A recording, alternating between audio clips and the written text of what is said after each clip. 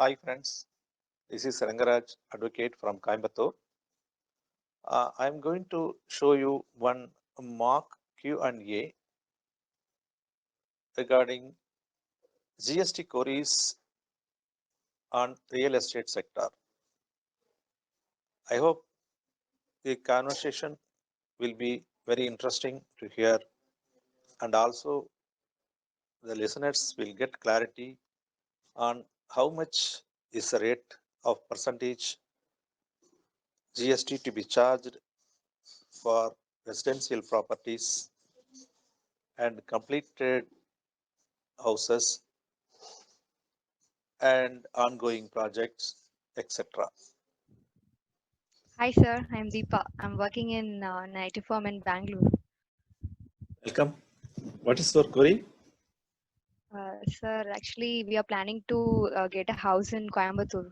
It's of 1,500 square feet, 3 BHK apartment. So we were looking at various apartments around Coimbatore. But what we found is like some places they are asking for 12% GST, and some places they were asking for 5%. So actually, what is the uh, correct GST amount we have to pay for the apartment? What does the act say? We just want to know the expert advice. So we just want the clarification from your side. Uh, it's right. You have come to your right place for getting your query clarified. This confusion is going on among general public and also among consultants and also among the even construction sector itself.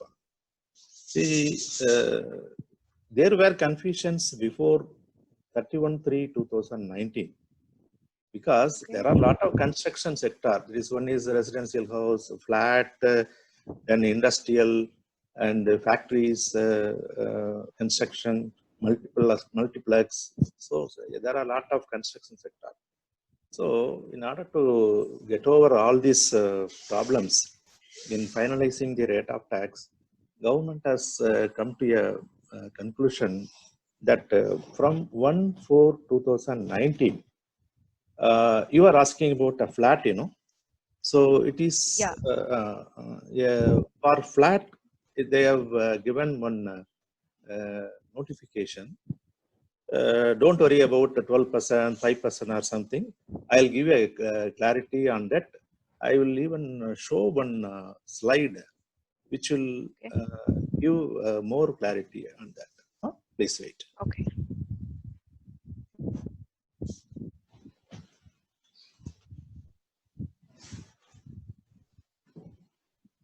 Are you able to see this on presentation which Yeah. I am showing?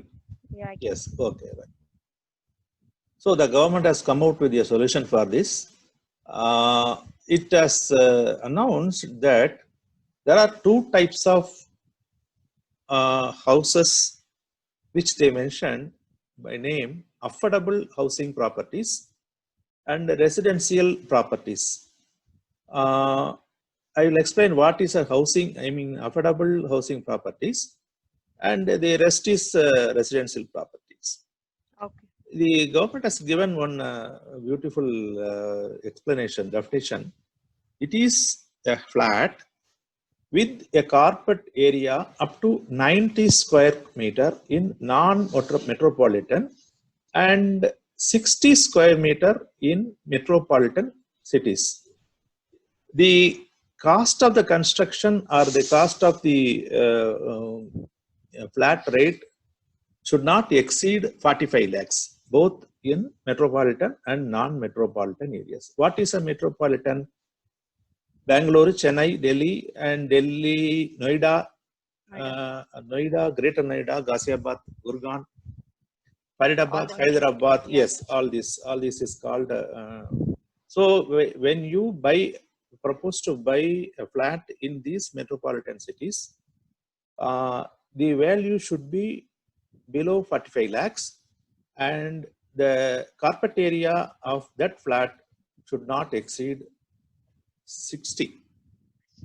Okay. Okay, non-metropolitan, the carpet area is 90 square meter, and the same value is same. So you can come to a conclusion that for such affordable housing, flat or house, the rate of tax is 1% without ITC. What do you mean by ITC? ITC is input tax credit. So Input tax credit. yes, input tax credit. Let me explain what is input tax credit. Government has given one benefit to the construction sector, that whatever materials used in the construction, they can get the purchase tax. It is called ITC, and that ITC is taken as credit in his account, and when he sells that, when he pays the output tax, the benefit of already availed ITC can be set off. It is called ITC. So when the construction, I mean this industry is taking advantage of this 1%, they cannot avail the ITC. For residential properties, 5% also they cannot avail the ITC, because ITC, because the government is getting lesser revenue on these two sectors, that is 1% and also 5%. Your question was, some people are asking 12% and some people are asking 5%. 5% means the industry, that is the industry will not avail the ITC, and so that they are asking only 5%. Suppose the engineering company, if they avail ITC, then they have to pay 12% to the government. That is why some flat owners, I mean the construction sector, they are asking 12%, and there are some others are asking 5%. There is no confusion. Normally, there is one system. Whatever ITC availed by the construction sector, it has to be passed on to the buyers.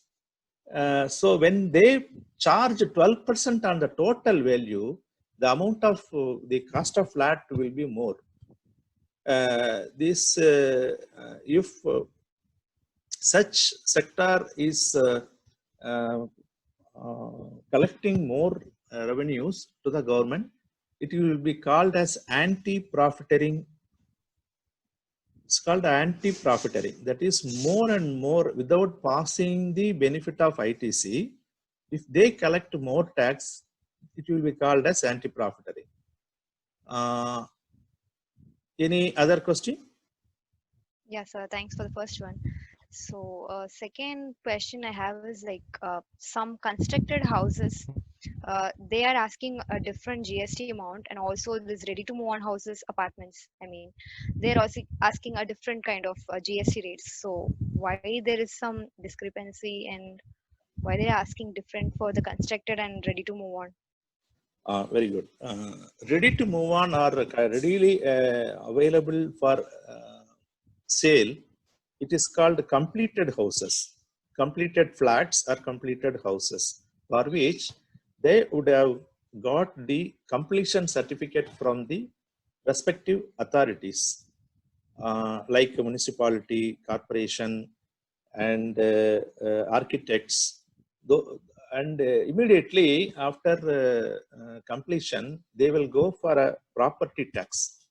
So once a property tax is levied, it will be ready to move, and there will be no GST at all. GST is zero. It is the only ongoing projects where you have paid any advance to the flat for construction of your own flat, then only the GST is applicable. For ready to move houses and completed houses, it is termed as immovable property in the GST Act, and there will be no GST for that. Next question.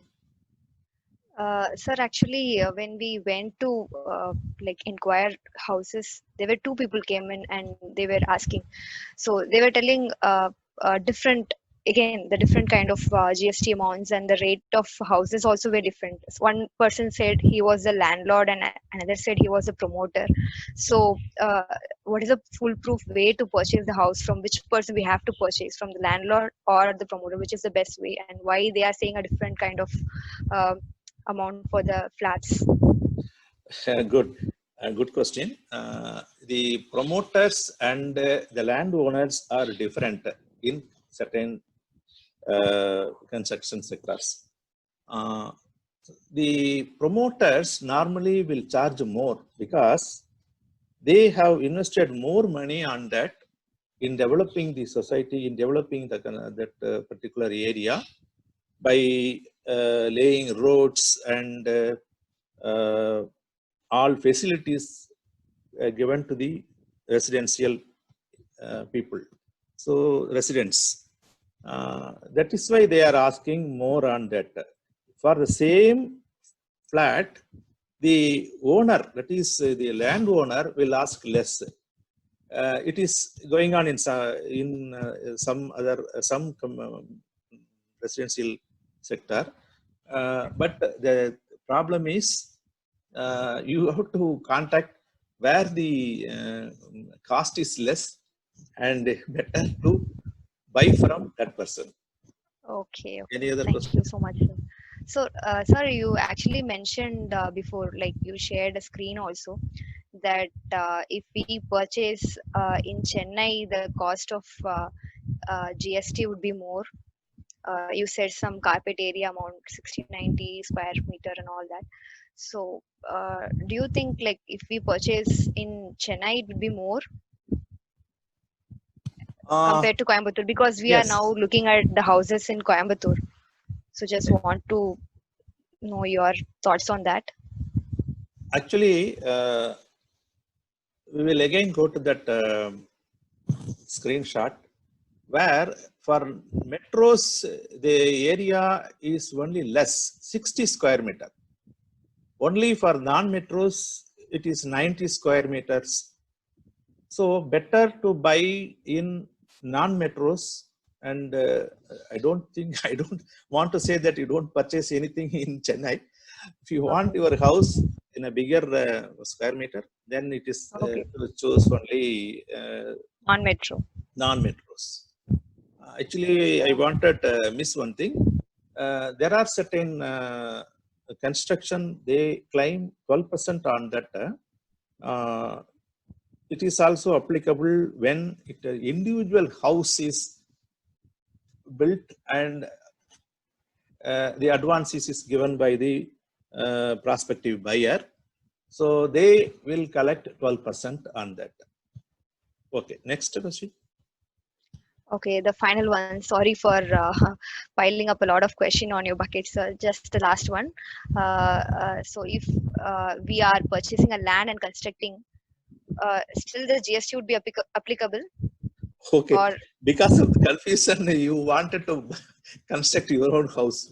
Well, yeah, just you see, normally the individual houses or land is purchased some years back, and you will go for an construction through engineers. Here also, if the engineer himself constructs with using his funds for the material to be used for the construction, again GST is charged. I told you, 12%. yeah. But there is one notification which government says that only labor you are extracting from engineer, but all the materials are bought in your name, and only the rest, I mean the construction labor, deploying the labors only you are getting the work from engineer, then there is no GST at all. I will show you that particular notification. What Okay. it is 12/2017 in from the very beginning of the GST introduction.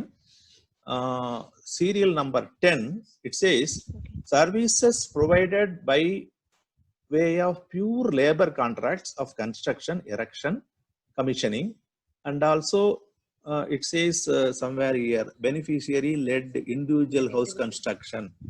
And serial number 11 also it says services by way of pure labor contracts of construction.